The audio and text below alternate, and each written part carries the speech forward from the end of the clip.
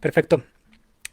Pues bueno, muy buenas noches, amigas y amigos. Hoy es 8 de mayo de 2023 y hoy, estimadas amigas y amigos, hoy es un muy buen día para ser constitucionalista y también para ser una jueza o un juez constitucional.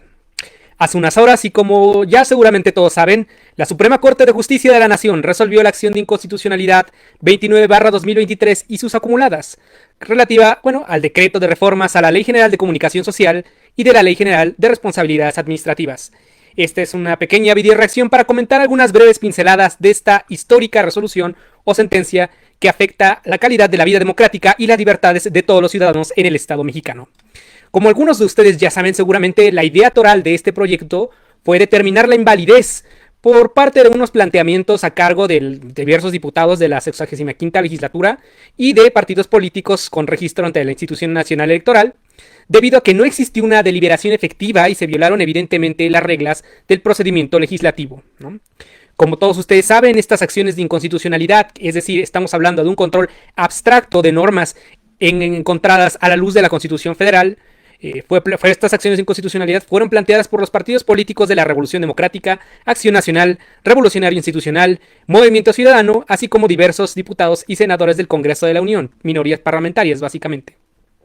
Lo anterior porque en sesión de 6 de diciembre de 2022, es decir, del año pasado, fueron aprobadas una serie de paquetes de reformas legislativas en menos de 24 horas, propuestas el 6 de diciembre y evidentemente votadas y aprobadas a las 2 de la mañana del día 7 de diciembre de 2022. Es imposible prácticamente para los 500 diputados y diputadas que integran la Cámara de Diputados del Congreso de la Unión haber estudiado, analizado, discutido y votado evidentemente todo este paquete de reformas.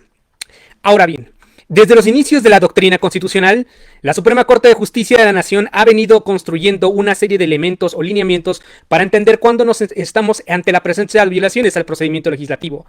Baste recordar uno de los primeros precedentes, la acción de inconstitucionalidad 9/2005.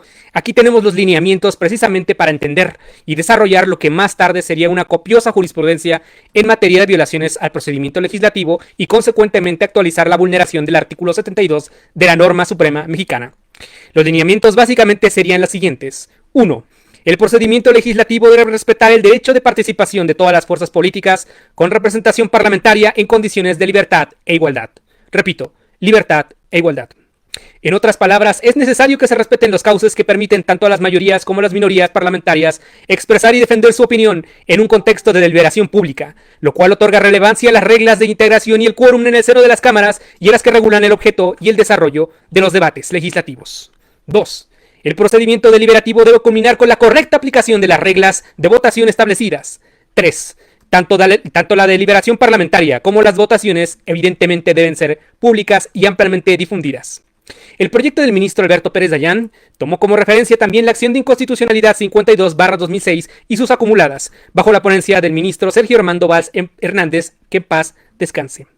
En consecuencia, de conformidad con toda esta larga tradición de precedentes en materia de vulneración al procedimiento legislativo, básicamente cuando se actualiza alguna de estas vulneraciones, es decir, cuando no hay participación por parte de las diversas fuerzas políticas, no hay manifestación, no hay dictámenes construidos adecuadamente por parte de todos los grupos parlamentarios y evidentemente no se respetan las reglas, ya sea del reglamento o de la propia legislación orgánica del Congreso de la Unión, pues evidentemente se actualizará una violación al artículo 72 de la Constitución Federal en conexión con los artículos 14 y 16 de la norma suprema.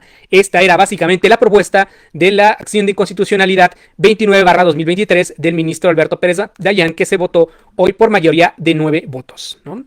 Más de 12 precedentes, es decir, una larga data de la doctrina de la Suprema Corte en materia de vulneración a las reglas del procedimiento legislativo fueron invocados. No vamos a mencionarlos todos porque evidentemente ya es del dominio público, se hizo también del dominio público el proyecto y ustedes podrán dar cuenta de todos los precedentes que ahí detalladamente se narran. Es una relatoría ciertamente muy extensa de todos los precedentes de la doctrina de la Suprema Corte como Tribunal Constitucional cuando conoce de estas vulneraciones al procedimiento legislativo, ciertamente. Pero lo que sí me gustaría compartir con ustedes en esta pequeña video reacción son algunas frases que fueron pronunciadas por las y los ministros y que desde mi punto de vista también pasarán a la historia del constitucionalismo mexicano. Precisamente algunas de las más destacadas a lo largo de la sesión del día de hoy fueron las siguientes. La ministra Ríos Farjat sostuvo: esta Suprema Corte está para servir a la sociedad, haciendo cumplir la Constitución y las leyes que de ella emanen. El ministro Juan Luis González Alcántara sostuvo: es evidente que el proceso que siguió la Cámara de Diputados para aprobar el decreto impugnado anula la posibilidad de toda deliberación democrática. El ministro Aguilar Morales sostuvo: el respeto a las reglas del procedimiento legislativo no es una minucia y tampoco una solemnidad. Un sistema auténticamente democrático debe proteger la pluralidad de ideologías. El ministro Arturo Saldívar Lero de la Rea sostuvo lo siguiente: me parece que se genera una especie de efecto corruptor en el procedimiento legislativo que me hacen votar conforme he votado en mis precedentes. El ministro Gutiérrez Ortiz Mena sostuvo: es evidente que los diputados no tuvieron plazo alguno para familiarizarse con el contenido de lo propuesto, ni menos aún para formarse una opinión informada que les permita participar en la deliberación parlamentaria. El ministro Pardo Rebolledo sostuvo lo siguiente: considero que es justamente este principio de equidad en la deliberación parlamentaria el que caso fue violado, pues los integrantes de la Cámara de Diputados no conocían lo que se estaba sometiendo a votación.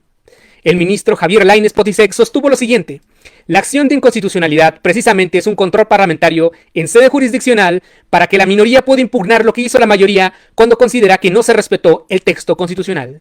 Y finalmente, la ministra presidenta Norma Lucía Piña Hernández sostuvo lo siguiente: la deliberación legislativa da lugar al diálogo, a la interacción entre las distintas fuerzas políticas. Sin deliberación no hay acuerdo, no puede haber y no habrá consensos.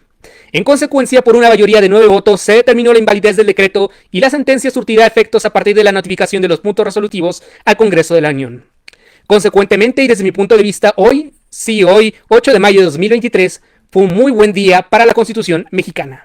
Porque tal y como lo hemos mencionado en otras ocasiones, la Suprema Corte, a través de una cátedra de Derecho Constitucional, nos recordó que incluso las mayorías pueden vulnerar las normas y los principios constitucionales cuando no respetan las reglas del juego democrático, cuando se vulnera la participación deliberativa de todas las fuerzas políticas. Mañana seguramente, y esto es una opinión a título estrictamente particular, mañana seguramente escucharemos el discurso de siempre, ¿no? El monólogo de siempre. Los ministros son corruptos, los ministros son vendidos, y sus paleros seguramente argumentarán a los cuatro vientos que los juzgadores constitucionales son traidores a la patria. Insultos y falacias de descalificación, únicamente para denostar lo que no pueden entender. Pero, sin importar lo belicoso o mentiroso del discurso político, tanto ustedes juristas como un servidor sabemos que la decisión que tomó el día de hoy la Suprema Corte fue constitucionalmente técnica y correcta, constitucionalmente plausible y bien construida y argumentada por la mayoría de las y los ministros de la Suprema Corte. Por lo tanto, quiero pedirte, por favor, que defendamos la labor de la Corte como nuestro Tribunal Constitucional, porque la decisión adoptada el día de hoy fue técnica y pulcramente correcta. Y bien, sin otro particular, aprovecho la ocasión para hacerte llegar un cordial saludo a todos ustedes, amigas y amigos, esperando que se encuentren excelentemente bien, deseándoles una muy bonita semana. Esta fue una pequeña video reacción sobre los alcances y consecuencias que habrá de tener lugar la resolución de esta acción de inconstitucionalidad 29/2023. Y como siempre le decimos, pues bueno, que tengan una muy bonita noche y libertad para todos. Muchísimas gracias. Bye.